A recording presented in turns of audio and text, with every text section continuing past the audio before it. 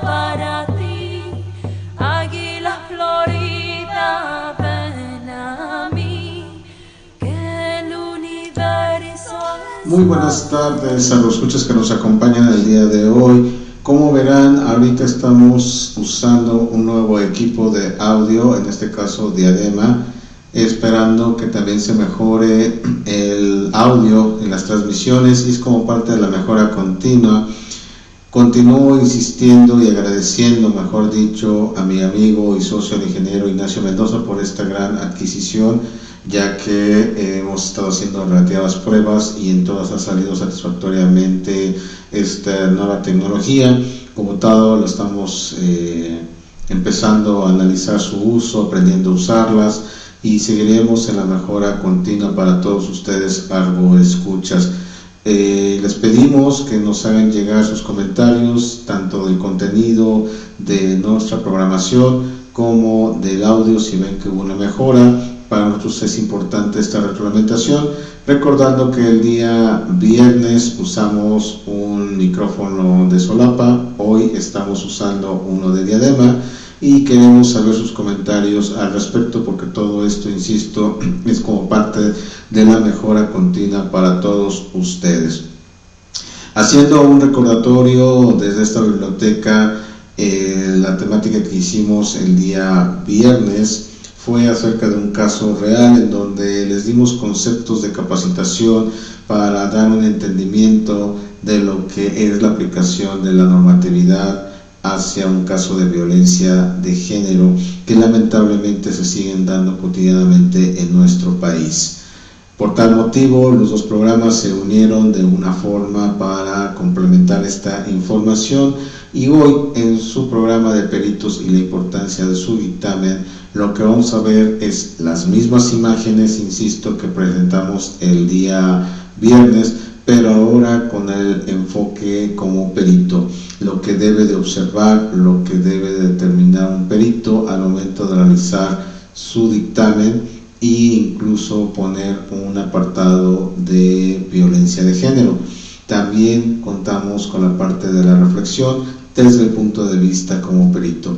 Esperemos que esto sea de su utilidad, de su agrado. Lo hacemos con todo respeto, pensando en el beneficio de todos ustedes que conozcan muchas veces lo difícil que es la labor también como peritos al enfrentarnos ante ese tipo de sucesos, que tenemos que realizar dictámenes, análisis, y que aunque entendemos el dolor que manifiestan los familiares ante la pérdida de su ser querido y bajo tales condiciones, también es importante que se desarrolle el trabajo para la correcta impartición de justicia mediante el esclarecimiento de la duda razonable que va a tener el juzgador. También es una labor para todos aquellos que están estudiando la licenciatura de Derecho, para que se concienticen, para que no vean como que nada más la parte del derecho es tener un despacho o pertenecer a un despacho jurídico, y que todo es hacer documentos, análisis, etcétera. Es muy fuerte a veces la labor que se tiene también como abogado y como autoridad para llegar al esclarecimiento de la duda razonable, insisto. Pero todos los esfuerzos que se han hecho, tanto a nivel normativo como a nivel de capacitación y de peritajes, es precisamente para ayudar en este camino tan difícil que es para el juzgador llegar a tener una determinación. Sí, lamentablemente las condiciones de este caso son muy lamentables.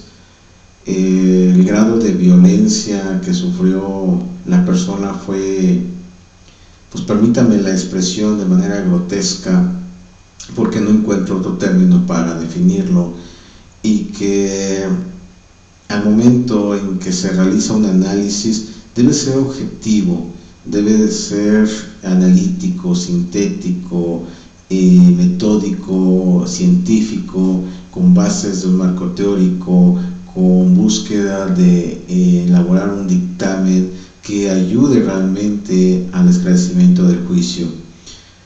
Hay elementos que apuntan con total claridad a la responsabilidad del despliegue de la conducta por parte del victimario, pero no basta con ello. No se puede con ello simplemente decir que se tiene la total objetividad. Y aquí hay algo muy claro. Al momento en que, y quiero también desde el punto de vista, antes de continuar, nuevamente un llamado a los medios de comunicación. Bien me conocen que no es una cruzada en contra de ellos, sino concientizarlos, tratar de concientizarlos, porque en el afán, y no solamente en este hecho que vamos a analizar el día de hoy y concluir con su análisis, sino en otros tantos hechos, están cometiendo, y perdón nuevamente de la expresión, errores infantiles, si se le puede llamar de una manera tal. En primera, porque no son expertos en el proceso jurídico. Segunda, porque en su afán de dar una noticia y buscar un rating, están cometiendo una barbaridad de errores y que las consecuencias pueden ser notables y de difícil de reparación. Es decir, el que muestren evidencia de un asunto jurídico es, ¿cómo le podríamos decir? Una total irresponsabilidad. Nosotros, por ejemplo, hemos omitido datos, hemos omitido la entidad, el día y ciertos datos, aunque también nuestra labor es difundir de una manera distinta este acontecimiento. Cuando los medios de comunicación se den cuenta de sus errores, yo los invito a que si realmente quieren dar ese tipo de noticias, se preparen, que tengan personal calificado, que consulten a un abogado antes de transmitir. Son un medio de comunicación, sí.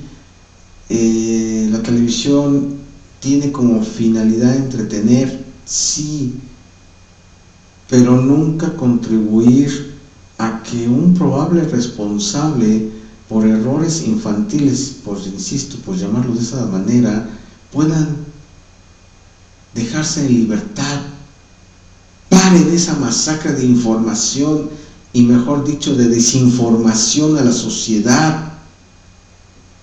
Es como si yo, por el poder que tengo de tener un micrófono y una cámara, empiezo a decir barbaridades sin una preparación de comunicación, de preparar una nota periodística. No puede ser.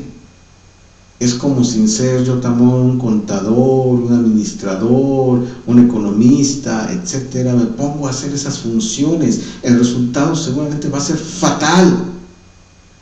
Y lo estamos viendo. Y da un horror ver cómo lo transmiten y lo repiten en las distintas horarios y creen que están haciendo una labor social. Como perito les digo que no es así, porque es una evidencia. ¿Cómo se hicieron de esa evidencia, de ese indicio, de esa prueba? Porque pasan por los tres aspectos. Es un video, que es un indicio, se analiza, se ve que tiene información totalmente relacionada con un acto delictivo que se va a investigar o que está en curso su investigación o que puede estar en curso un juicio y que como tal va a ser considerado como prueba. No puede ser usado para emitir una noticia. Concientícense, por favor. Dejen de cometer esa serie de tonterías y de atrocidades en contra de la misma sociedad. Y ustedes, agroescuchas, como parte de esa sociedad, exijan un alto a esos medios de comunicación, porque es muy fácil dar una noticia sin pensar en las consecuencias jurídicas. Yo me pongo a pensar y se los dejo nada más hasta ahí la siguiente interrogante a ustedes, medios de comunicación, que si en algún momento me escuchan, no tengo problema en repetírselos. ¿Qué pasaría si la víctima que ustedes, por decirlo así, cubren la nota periodística, que no lo es, en ningún sentido lo es, fuera su familiar. No les gustaría, ¿verdad? Estoy 99.9 seguro que no les gustaría que entorpecieran y que por errores dejaran libre al programa responsable. Antes de emitir una nota periodística de esa magnitud, concientícense, analicen, y si no tienen esa capacidad, dejen de realizarlo o busquen una manera totalmente distinta, porque insisto, el día que por sus errores no pueda ser considerado una evidencia para efectos de desahogarse en un juicio en contra de un probable responsable y salga en libertad, ojalá no les pese sobre su conciencia. Y es así como quiero cambiar la temática y empezar a ver lo que les hemos preparado para el día de hoy, bajo la misma tendencia que es analizando un caso real de violencia de género, segunda parte, desde el punto de vista de lo que es un dictamen, insistiendo nuevamente en que algunas imágenes pueden ser sensibles. Lo hacemos con todo respeto, buscamos el material que nos sirva para ejemplificar tanto en la capacitación como hoy en esta emisión lo que debe de hacer un perito para elaborar un dictamen, y con ello damos por inicio nuestra temática del día de hoy, recordando que lo primero que establecemos en este momento es que estamos ante una persona que fue lesionada y que hubo un sangrado en el lugar de los hechos. Entonces, la primera labor del perito es poder analizar los elementos de estudio que va a tener. Fíjense bien, va a partir de elementos de estudio para también en su momento ver cuáles son indicios, si es que hay indicios en este lugar, que todo parece indicar que únicamente tenemos al cadáver como principal indicio, y elementos de estudio. Por el tipo de lesiones que sufrió la víctima en cuestión, hubo un sangrado. Este sangrado fue tan fuerte que a lo largo de determinados metros de la calle donde sucedieron los hechos, se encontró mancha hemática. Lo primero que tiene, o sangrado, o sangre, vaya, comúnmente denominado desangrado, que se desangró la víctima. Okay. Es un sangrado que es una mancha hemática. Y entonces, ante las probabilidades que se tiene o diversas formas en que se clasifica una mancha hemática, lo que podemos establecer en este caso específico es que se trata de un charco de mancha hemática. ¿Por qué? Porque la dimensión que tiene el sangrado que se encontró en la calle es de tal dimensiones que se considera como si fuera un pequeño lago de agua. Por eso se le llama lago de mancha hemática. También hubo goteo, también hubo salpicadura en menor grado, pero aquí lo que está realmente demostrado es que hubo un lago de mancha hemática. En el momento en que se tiene conocimiento de causa y se acude al lugar de la investigación de los hechos, en este caso, el perito en criminalística debe establecer, por principio de cuentas, este tipo de clasificación, tomar nota y tomar fotografía panorámica.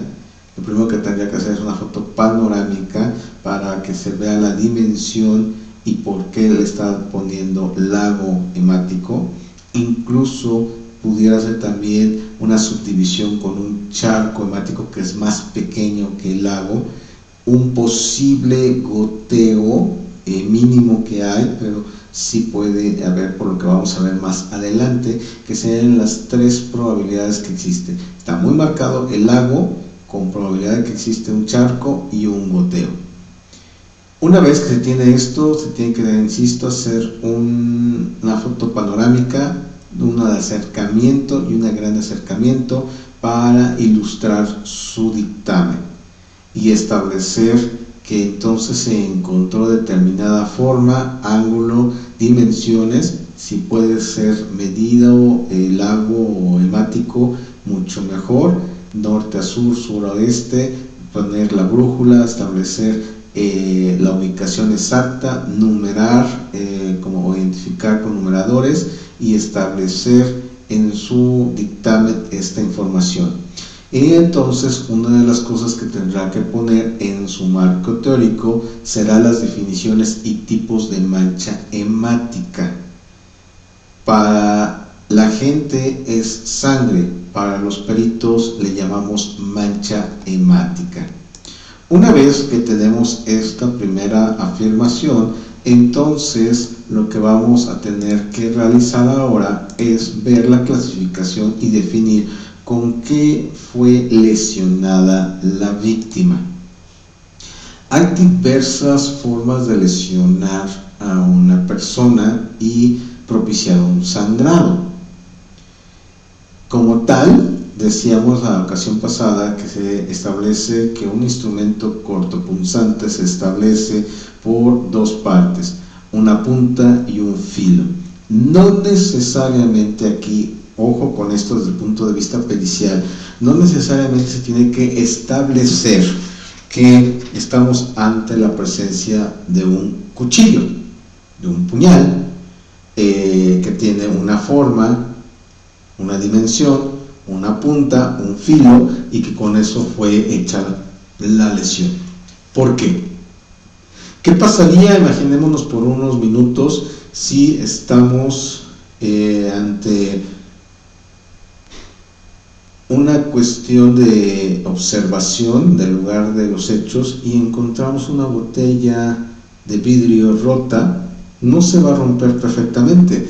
Al momento en que la rompemos, la estrellamos contra el piso, va a tener ciertas terminaciones puntiagudas y va a tener filo esa punta, y por ende ya estamos ante algo cortopunzante.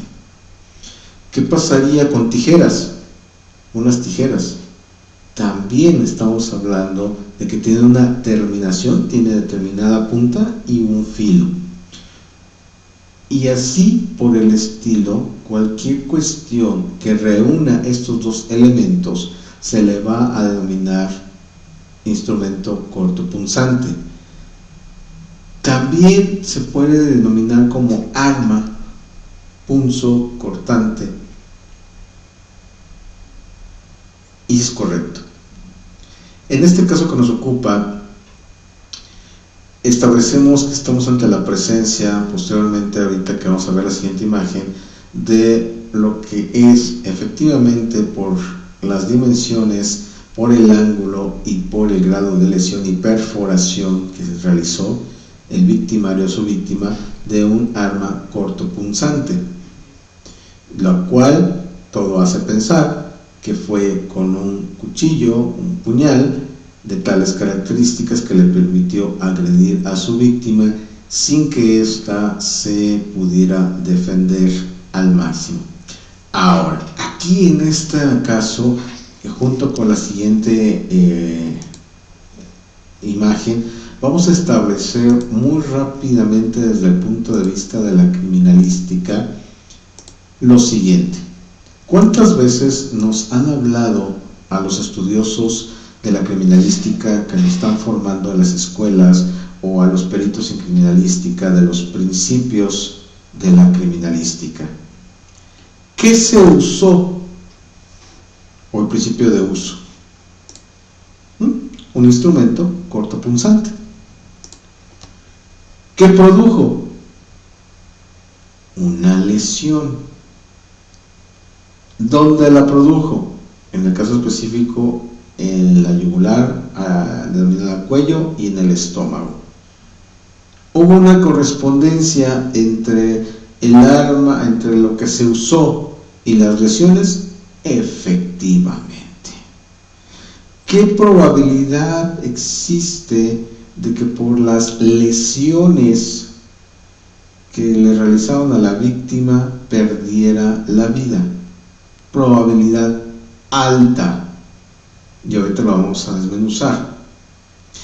Es decir, una vez que el perito en criminalística, auxiliado del perito en medicina forense, determinan el grado de gravedad de las lesiones, mientras que el de perito en criminalística va a establecer lo que acabamos de ver, los principios de la criminalística de una manera muy rápida y general, así como el ángulo de perforación, el tipo, si es cortante, confuso cortante, si es punzante, etcétera, de acuerdo a la magnitud de la lesión. El perito en medicina forense puede establecer la probable causa del fallecimiento. ¿Y por qué lo digo de esta manera? En el caso específico que nos ocupa, la víctima fue lesionada en primera instancia en el cuello, directamente en el cuello. Hubo un mini forcejeo, por llamarlo así, tratando de defender su bolsa, y es cuando el victimario aprovecha para lesionarla en la parte del estómago. Dicen, mejor dicho, que el fallecimiento fue por parte o a causa de un desangramiento. ¿De dónde y por qué? Sería la pregunta. ¿De las lesiones ocasionadas en el estómago o de la lesión en el cuello? Se ve una desesperación al momento de tratar de cubrirse para que no siga sangrando, y esto lo vamos a ver también, y se olvida del cuello. Y entonces, al ser una zona muy sensible, pierde rápidamente sangre, y es cuando va de un lado a otro en su desesperación y se forma lo que al inicio dijimos como el lago hemático. Vean que ya estamos usando cuestiones del dictamen. Esto es lo que debe de contener el dictamen. Y el perito en medicina forense establecerá que conforme a la gravedad de las lesiones que le propiciaron, cuál de ellas fue la que ocasionó el fallecimiento de la víctima. Vamos a pensar por un momento que cualquiera de las heridas o la totalidad de las heridas realizadas a la altura del estómago fueron de gran profundidad, dañaron un órgano vital, y que entonces se pueda establecer que esa fue la causa del fallecimiento. Les diría que estamos en un error de esa afirmación, porque aunque la herida o lesión, si lo quiero ver desde ese punto de vista, del cuello fuera menos profunda, estamos hablando de un lugar donde se confieren arterias, venas, y como tal el sangrado es de un salpicado, es de una forma más rápida la pérdida de la sangre que del estómago, y que no se observa o no se tienen elementos de estudio donde intente ella, la víctima, intentar erradicar que salga más sangre de su cuello. Por ende, la pérdida tanto de oxigenación del corazón, del bombeo y de todas las funciones vitales fueron más rápidas que las lesiones del estómago. Y ahí ya tenemos un punto contundente para establecer la probable causa del fallecimiento. Y les decía al inicio con énfasis, y todo tiene una razón de causa, no es porque lo diga un servidor, no es porque tengamos la verdad absoluta, de ninguna forma. o que seamos críticos y juzgadores de los medios de comunicación. Más bien, ese indicio, llámese que fue obtenido del C5 o de las cámaras particulares de las casas que estaban alrededor o negocios, de entrada, fíjense bien, a estas alturas que ya hemos estado haciendo este tipo de análisis y que ahorita vamos a ver el cuello y vamos a ver el estómago también, pero me quiero detener en esta parte. A esta parte del análisis que ya llevamos, ¿cómo es factible allegarnos como perito en la criminalística y en medicina forense de estos elementos? ¿Cómo nos vamos a hacer válidos? ¿Cómo vamos a decir que estamos ante esta circunstancia? ¿Cómo vamos a poder decir y afirmar en un dictamen bajo los principios de la criminalística y bajo las probables causas de fallecimiento? El principal indicio es un video, y este video es un indicio que está directamente relacionado con la investigación, por lo tanto se convierte en evidencia. Al convertirse en evidencia, se convierte en una prueba, y para su desahogo y uso del material y de su contenido, únicamente debe ser extraído y por principio de cuentas analizado y puesto tal vez en un disco, en un CD, por un perito en audio y video. Vean las consecuencias que están teniendo. Por eso mi enfado. ¿Cómo obtuvieron los medios de comunicación este video? Sería la pregunta. ¿Por qué lo difunden y con qué autorización? Tendría que ser otra de las preguntas. Y así sucesivamente, ¿por qué no son sancionados en presentar esos videos, que es una parte de una evidencia contundente hasta estos momentos que se lleva la investigación del probable responsable y de la forma en que actuó? Una vez que es extraída la información, se firma obviamente la cadena de custodia, se lleva a la bodega de resguardo de los indicios, llega el perito oficial por en este caso el CD, y entonces empieza su labor de análisis. Pero durante la extracción, obtención de este video, debe ser en presencia del primer respondiente, que debe de dar, en este caso, hacer un llenado de cómo se llevó a cabo la diligencia de extracción y obtención del video, llenar cadena de custodia con los datos del perito, a qué horas inicia, a qué horas termina, características del equipo, formas en que se usó o se realizó la descarga, y cuando descargamos, en este caso como peritos en audio y video, se genera un código electrónico, un código digital que está invisible pero que va inmerso dentro de la descarga, que da la autenticidad de que no fue editado el video. Yo me pregunto y me seguiré preguntando, todo esto que les acabo de decir y que lleva tiempo prepararse, conocerlo y llevarlo a cabo, ¿lo conocerán los medios de comunicación? ¿Tendrán peritos en audio y video? ¿Tendrán la autorización para transmitirlo a nivel, si ustedes quieren, nacional, local, y establecer una noticia de tales magnitudes? A eso me refería, a que hay expertos en la materia que van a tener a su cargo la difusión, obtención de esta información, únicamente con los expertos, únicamente con aquellos que son los directamente relacionados.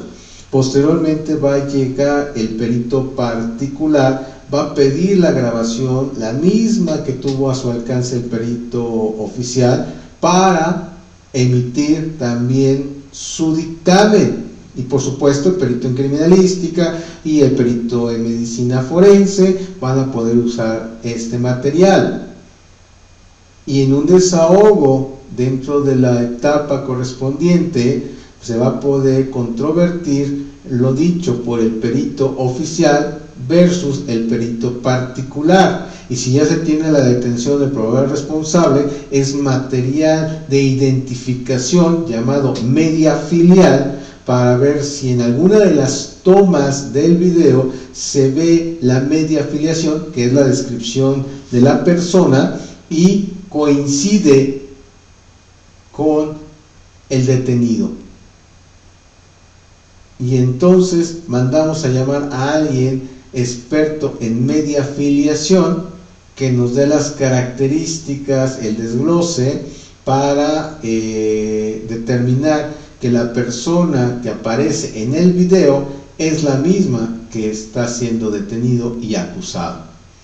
Y vamos a ir más al fondo.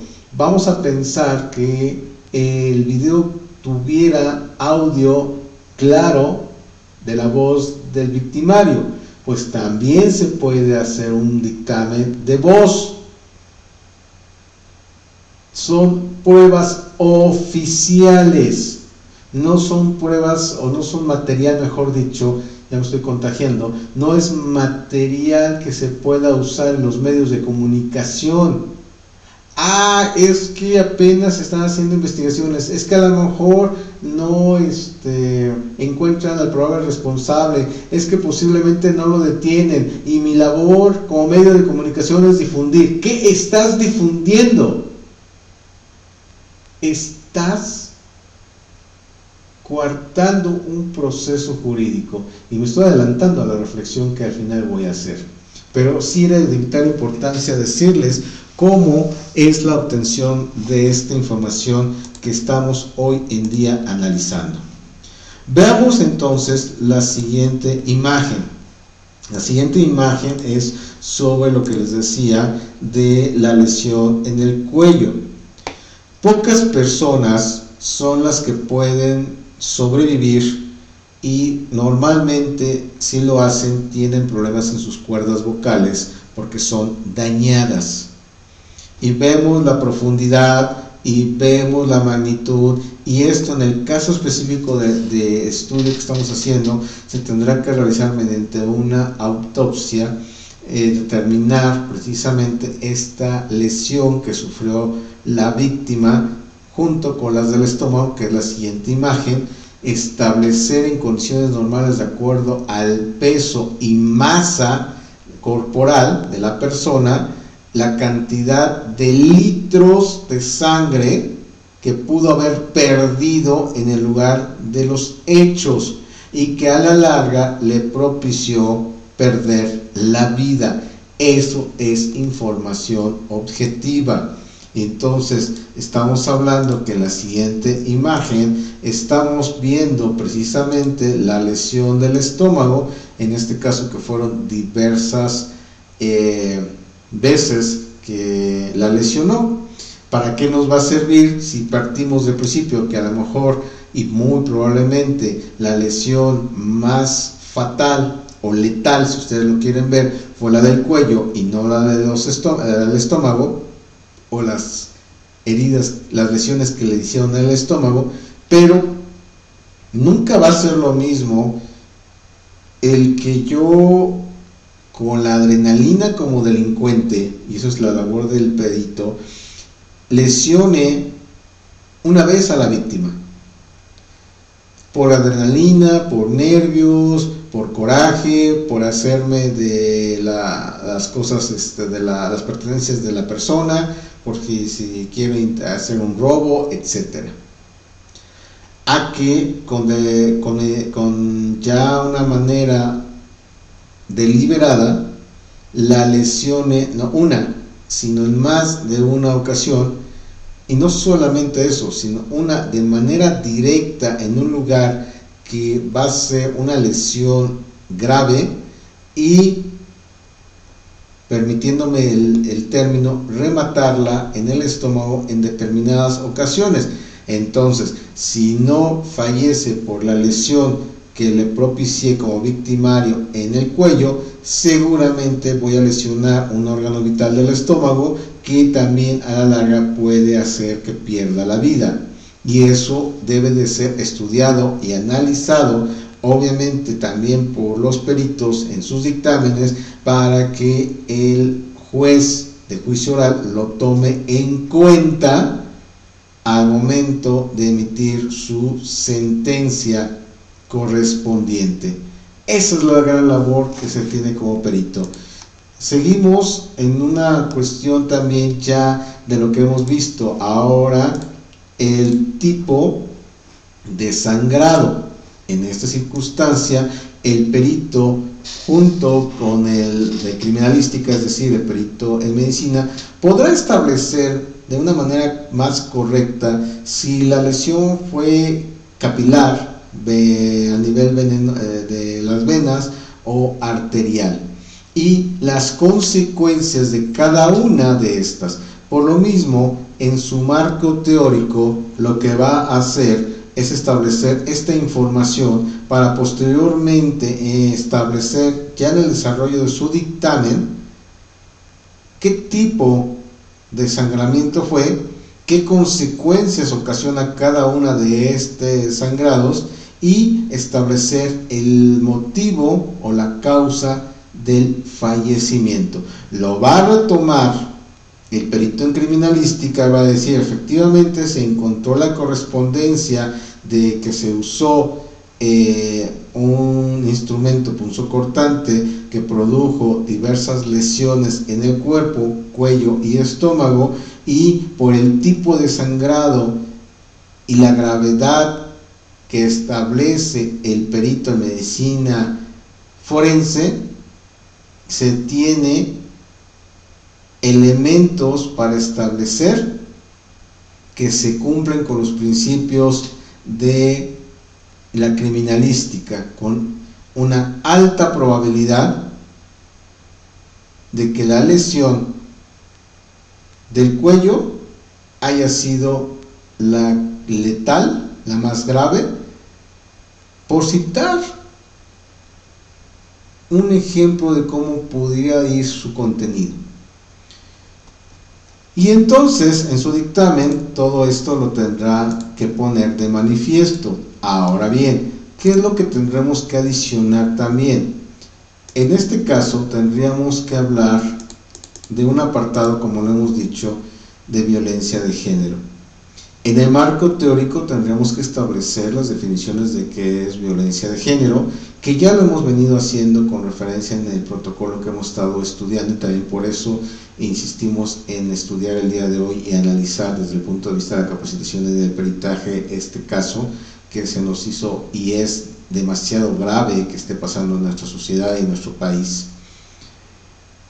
Una vez que lo establezca en el marco teórico, entonces podrá establecer tanto en su planteamiento del problema si estamos ante un probable, perdón por la expresión porque a veces puede ser causa de censura, pero no puedo omitir esta partecita y lo diré de manera muy rápida y contundente, esperando no lo hagan en redes sociales porque es de vital importancia y lo hacemos con todo respeto porque es un tema que se debe de tratar como tal. Entonces, muy rápidamente y siendo muy respetuoso de ustedes, autoridades de redes sociales, esperando que no lo consideren material de censura. Hablar de que si estamos ante la probabilidad de un homicidio o de un feminicidio. La respuesta es contundente, sí. Se cumple la hipótesis que está establecida en el código, aquel que prive de la vida a una persona, homicidio. Sin embargo, también se establece que se cumple con el artículo referente al Código Federal ya estudiado en anteriores emisiones, y si no es como tal un abandono del cuerpo en un área pública, si como tal hay un exceso de violencia en contra de una mujer, y en ese momento se establece el cambio entre homicidio y violencia de género con el término que les acabo de mencionar, aunado con el intento de robo, aunado con la cuestión de que se fue huyendo de la justicia. Y entonces el perito tendrá que plantear que estamos ante una violencia de género que le llevó a perder la vida a una persona del sexo femenino por el grado de violencia excesiva, en el sentido de que, si bien es cierto, estuviésemos bajo la probable hipótesis de un robo, seguramente al momento de lesionarla hubiera salido corriendo o huyendo del lugar.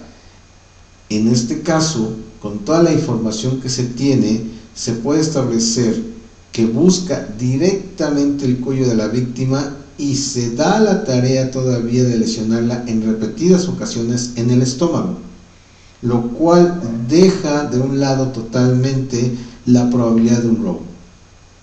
Y nos puede decir la autoridad, o nos puede decir la contraparte, mejor dicho, en este caso la defensa, que nosotros como peritos no somos abogados para establecer que estamos ante uno u otro probable delito. No lo vamos a establecer en nuestro dictamen como delito, lo vamos a establecer como conducta, desplegamiento de conducta. Y nos podrán volver a decir que solamente los psicólogos son aquellos que pueden establecer el estudio y el análisis de una conducta. Sí, pero si conocemos entonces el protocolo de investigación que faculta no solamente al agente del Ministerio Público, a la Policía de Investigación, sino también al perito a hacer determinados parámetros de investigación, podemos establecer que no hay necesidad de contar con el perfil de abogado para poner en su dictamen una posible, o más bien un apartado de violencia de género bajo los lineamientos de este protocolo, y por ende lo citamos en nuestra biografía, y por ende le decimos: si no lo conoces, te invito a capacitarte. Principio de contradicción. Y también el agente del Ministerio Público estaría obligado, antes de que esto pase y antes de que pueda ser posiblemente coartada la intervención de su perito, objetar lo que intenta la defensa, argumentando exactamente lo mismo. Yo sí soy abogado, no soy perito, pero existe un protocolo de investigación que se llevó a cabo puntualmente por el agente servidor que está en el uso de la palabra, por el cuerpo de la Policía de Investigación que tiene a su cargo y por los peritos oficiales. Por eso es importante difundir la información de este protocolo, por eso es importante que ustedes lo conozcan, porque cada vez hay más elementos normativos que establecen herramientas para llegar a una implementación y una impartición de justicia. Esa es la labor que estamos buscando también, que ustedes tengan ese conocimiento y que forcen a las autoridades a conocerlo, porque es de aplicación nacional, e insisto, solamente 10 entidades actualmente los llevan a cabo. Estamos haciendo una investigación de estas entidades, de cómo son los resultados, pero están las demás entidades desobedeciendo un decreto emitido en el Diario Oficial de la Federación. Entonces, hay mucha tarea por hacer. Eso es de alguna forma la importancia de estos temas, y que el perito tenga esa sensibilización y esa participación activa en los casos de violencia de género. No puede establecer el mismo dictamen, no puede establecer el mismo planteamiento del problema, no puede quedarse solamente con la información que domina en forma general de los demás asuntos. Debe de ser un investigador. Decían en con unos colegas abogados, estuvimos teniendo la oportunidad de intercambiar opiniones, y uno de ellos me llamó la atención porque decía que en este nuevo sistema penal acusatorio también forza a los abogados a ser investigadores, y por supuesto que tiene razón, porque tanto la gente del Ministerio Público tiene que ver qué más elementos normativos, qué más elementos de estudio, qué más puede argumentar para llegar a la impartición de justicia. Versus también debe actualizarse el abogado defensor, pero también debe retomar la parte de ética. Sabemos que su trabajo es defender, sabemos que un principio que nos enseñaron, o por lo menos en mi caso, me dijo mi gran maestro a todo el grupo que estábamos estudiando la carrera en su momento, que siempre tuviéramos en cuenta algo: al momento en que se decide tomar un asunto y representar a una persona, si es inocente, haz todo por demostrarlo. Pero si es culpable y tienes la decisión de defenderlo, tendrás que aplicar lo antes mencionado. O, de otra manera, mejor no lo defiendas, porque no hay dinero fácil, y porque hoy te toca defender a un probable delincuente, a un probable responsable. Hoy está una familia buscando una impartición de justicia, mañana en espera que no sea tu propia familia. Y con esto quiero dar pauta muy rápidamente a una reflexión también que ya me he adelantado el día de hoy, pero que no quiero dejar pasar sin decir algo más al respecto. ¿Es complicado la labor de perito? Sí. Y toda la labor y todas las profesiones son complicadas. Hablar de violencia de género tampoco es fácil. Que los medios de comunicación entiendan que están cayendo en una responsabilidad, alguien debe de alzar la mano. No quiero decir menciones de instituciones gubernamentales, privadas, o alguien que debe de alzar la mano para decir dejen de estar haciendo cosas erróneas. No solamente porque a lo mejor poniendo una cuestión un tanto loca de comparativo, ¿qué pasaría si nosotros como sociedad pusiéramos en riesgo su empresa y que por eso la pudieran cerrar? ¿Cuántas familias se quedarían sin ingresos? Es lo mismo, aquí no estamos hablando de una empresa, estamos hablando de la impartición de justicia. Y si no son expertos, dejen ya de hacer cosas que no les corresponden. Comuniquen, difundan otro tipo de noticias, o contraten abogados éticos, porque lamentablemente también hay en la barra de programación, se prestan por un salario a ciertas cuestiones. Dejen ya de tratar a la sociedad como unas personas que no piensan, que no analizan, que les infunden un temor de demandar, de denunciar, porque entonces ustedes también se están convirtiendo en artífices de esta violencia. Y si están convirtiéndose en estos artífices de violencia, entonces lo que están haciendo es también de alguna manera estar contribuyendo a, hubo un pequeño error tecnológico, están contribuyendo también de manera directa a ser cómplices. Y si son cómplices de esta información, de esta situación, entonces lo que va a pasar es que también tendrían que ser llamados a juicio. Y al ser llamados a juicio, solamente así van a entender que zapatero a tu zapato. A ti, sociedad, te invito también a que pidas que ya no te traten como una persona que no piensas, que no razonas, que exijas contenido de calidad. Pero más allá, que hay despachos, consultorías de calidad que estamos preocupados por realmente llevarte la veracidad de las cosas, apoyarte en ese camino jurídico que necesitas, acompañarte en el duelo con cuestiones de tanatología. Próximamente nos vamos a certificar en un estándar de competencias que nos va a permitir brindar un mejor apoyo y atención a ustedes como víctimas, para canalizarlas, para asesorarlas con lineamientos que están avalados a nivel nacional e internacionalmente.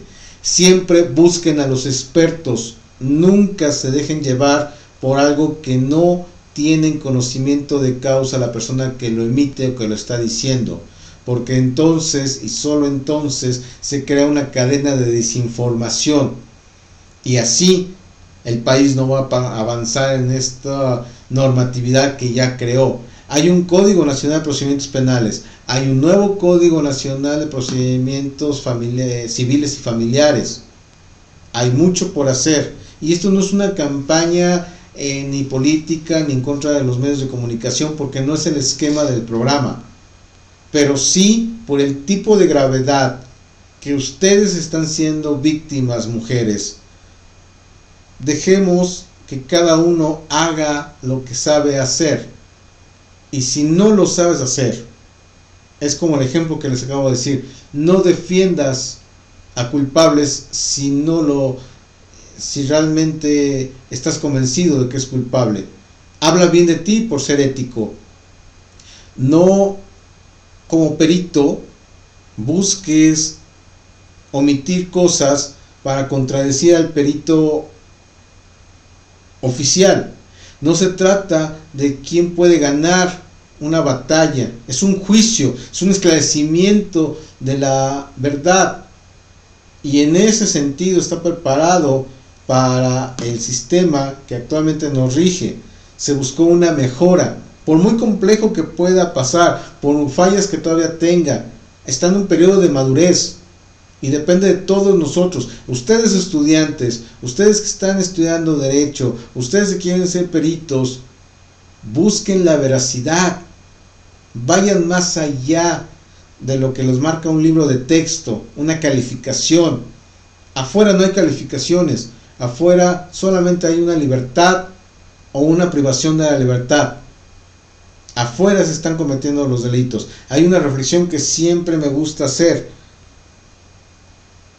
El probable responsable que es sentenciado a privación de su libertad es ingresado a un reclusorio por determinado tiempo, pero jamás con él lo acompaña el delito. El delito se queda afuera. Y si afuera la gente observa que es fácil cometer un delito, que es fácil engañar a la autoridad, que es fácil no prepararse para defender a un probable responsable y dejar pasar la impartición de justicia, ¿a dónde iremos a parar? Hasta que sea nuevamente ojo por ojo y diente por diente. Esos tiempos ya pasaron. Ustedes, mujeres, han hecho una gran labor, al igual que los hombres. Y quiero retomar lo que les decía también en la emisión del viernes. Esta lucha que ustedes han llevado no es de 10, de 20 o de 30 o de N años. Acuérdense del evento de la fábrica que mencioné el viernes y de otras tantas cosas que han pasado. Hoy acérquense a los profesionales. Hoy estamos para servirles. Hoy estamos para llevarles esos temas que son difíciles, pero no imposibles de tratar, y que junto con las redes sociales y que junto con casas de estudio como Argos Cursa damos las gracias por estar pudiendo transmitir este tipo de emisiones. Hasta aquí mi reflexión. Los dejo cambiando un poquito la temática para bajar los desniveles, diciéndoles que también ahorita el cambio de audio fue porque la batería se nos terminó. Insisto, estamos y somos transparentes, estamos aprendiendo la duración de las baterías.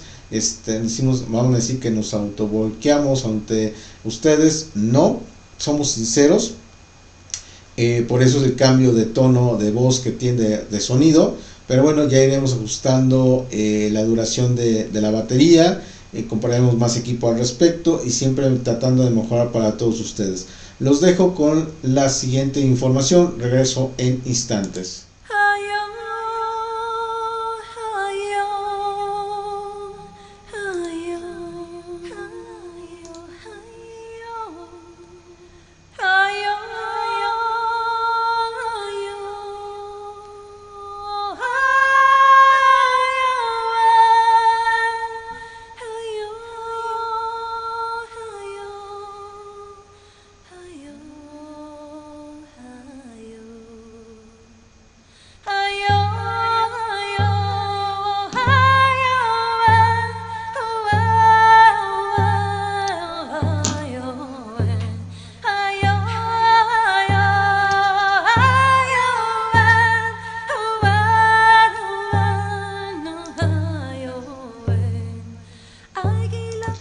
Nuestra intención es que ustedes conozcan nuestras redes sociales para que estén en constante comunicación, para que nos hagan llegar sus comentarios, sus dudas, que nos den también la oportunidad de asesorarlos, de estar con ustedes como tanatólogos, como simiólogos y de todo lo que estamos preparando para todos ustedes.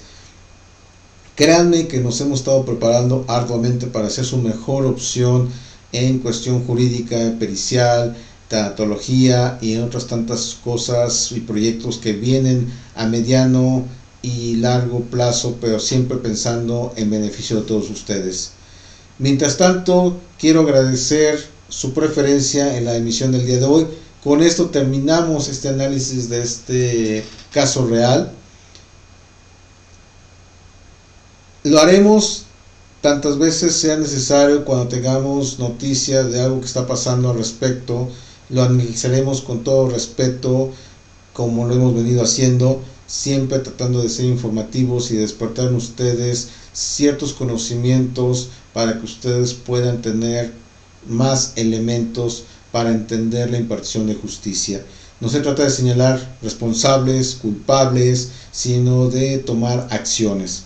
Por nuestra parte, todo el equipo que compone la Consultoría de Capacitación en Ciencias Forenses, les agradecemos, así como el equipo de producción de Argos Cursa, deseándoles tengan la mejor semana de su vida, el mejor día. Acuérdense que empieza por tener un día, unas horas, unos minutos, unos segundos, y la suma de cada segundo, si son felices, hará que su día sea extraordinario. Mientras tanto, me despido de todos ustedes diciéndoles Namaste.